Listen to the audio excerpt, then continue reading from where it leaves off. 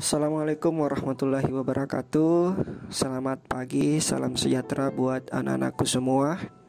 Semoga kelimpahan rahmat tercurahkan kepada kita semua dimanapun kita berada. Salam dan salawat saya mengajak anak-anakku sekalian, mari kita haturkan kepada junjungan baginda Nabiullah Muhammad sallallahu alaihi wasallam. Allahumma shalli ala sayyidina Muhammad wa ala ali sayyidina Muhammad. Hari ini kita akan melanjutkan pembelajaran sejarah peminatan kelas 12 bab 1 dengan submateri perjuangan mempertahankan kemerdekaan Indonesia. Sebelumnya, saya sudah mengirimkan materi dengan format PowerPoint di grup kelas kalian masing-masing. Namun, menurut saya hari ini kita kesampingkan terlebih dahulu materi tersebut. Nanti kita akan membahasnya pada pertemuan selanjutnya. Untuk pertemuan hari ini, kita akan membahas terlebih dahulu tentang konsep suatu negara, agar supaya kalian bisa memahami konsep pembelajaran secara utuh dan menghindari atau meminimalisir pemahaman yang sepotong-sepotong. Baik, sebelum masuk ke materi intinya, ada pertanyaan yang harus kita jawab bersama terlebih dahulu. Pertanyaannya itu adalah, apakah setelah Soekarno memproklamasikan kemerdekaan, Indonesia sudah betul-betul merdeka atau tidak? Bagaimana menurut kalian? Apakah Indonesia sudah merdeka dengan seutuhnya atau tidak? Dan jawabannya adalah tidak. Mengapa demikian? Kok bisa, Pak? Padahal Soekarno sudah mendeklarasikan Indonesia sebagai negara merdeka pada tanggal 17 Agustus 1945. Ya, walaupun pada tanggal 17 Agustus 1945 Soekarno sudah mendeklarasikan berdirinya negara Indonesia, namun pada saat itu Indonesia belum sepenuhnya merdeka. Mengapa demikian? Untuk memahami persoalan tersebut, mari simak penjelasannya sebagai berikut. Suatu daerah tidak serta-merta dapat dikatakan suatu negara. Namun, ada beberapa persyaratan yang harus dimiliki daerah atau wilayah tersebut agar dapat dikatakan suatu negara. Apa saja persyaratannya? Jadi, suatu wilayah baru dapat dikatakan suatu negara jika memenuhi dua unsur deklaratif, yaitu unsur de facto dan unsur de jure. Apa itu de facto dan de jure? Nah, mari kita bahas satu persatu. De facto berasal dari bahasa Latin yang artinya faktanya, kenyataannya, atau dalam praktiknya. Sekali lagi, de facto berasal dari bahasa Latin yang artinya fakta, kenyataan, atau praktik, meskipun itu tidak diakui secara hukum. Menurut Aristoteles, salah satu filosof Yunani kuno, persyaratan untuk dikatakan sebagai suatu negara harus memenuhi 3 unsur pokok. Apa saja itu? Yaitu wilayah, penduduk, dan pemerintah.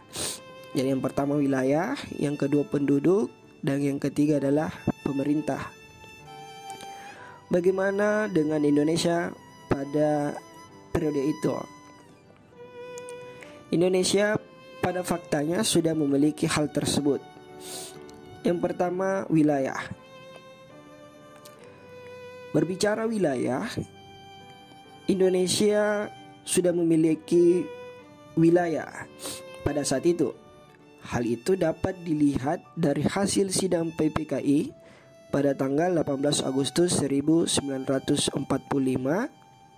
yang dimana hasil dari sidang PPKI itu berhasil membentuk dan menetapkan 8 provinsi, yaitu Sumatera, Jawa Barat, Jawa Tengah, Jawa Timur, Sunda Kecil, Maluku, Sulawesi, dan Borneo.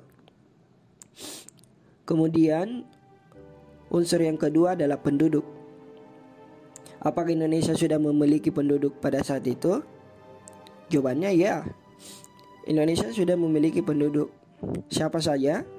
Yaitu seluruh bangsa Indonesia yang menyatakan diri menjadi bagian dari Indonesia.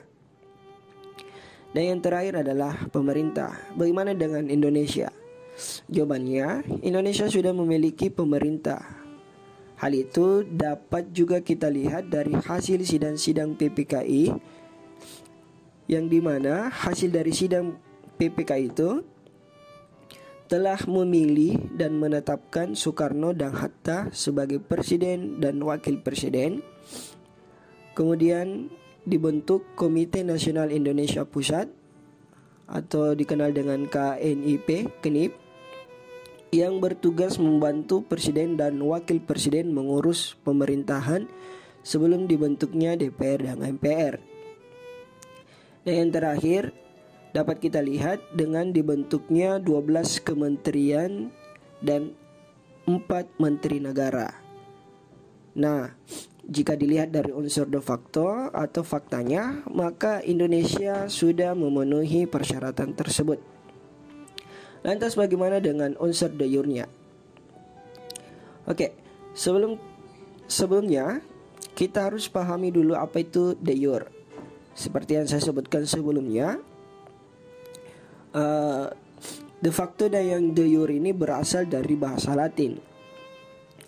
De jure mempunyai arti yaitu menurut atau berdasarkan hukum. Jadi sekali lagi, de jure itu artinya menurut atau berdasarkan hukum. Dalam konsep kenegaraan, secara hukum internasional, suatu wilayah dapat dikatakan suatu negara jika wilayah tersebut mendapatkan pengakuan secara internasional, atau dengan kata lain, mendapatkan pengakuan dari negara-negara lainnya. Bagaimana dengan Indonesia pada saat itu? Jawabannya adalah Indonesia belum mendapatkan pengakuan secara internasional.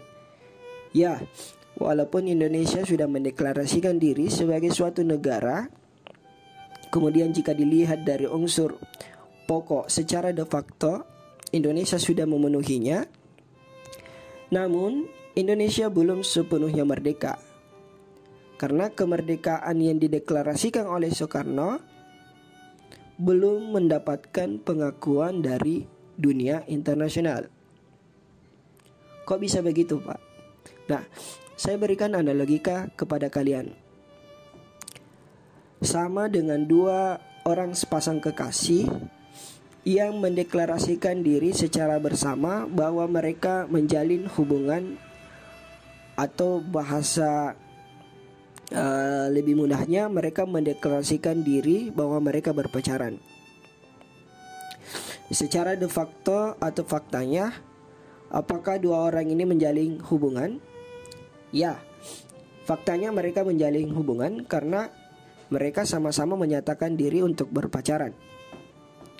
Namun, apakah kedua orang ini sudah bisa dikatakan resmi menjalin hubungan? Jawabannya adalah tidak. Mengapa demikian?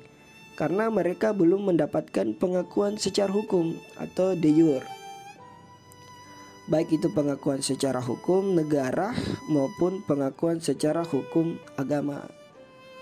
Hubungan mereka dapat dikatakan betul-betul resmi jika dua unsur deklaratif sudah dipenuhinya, yaitu unsur de facto dan de jure-nya.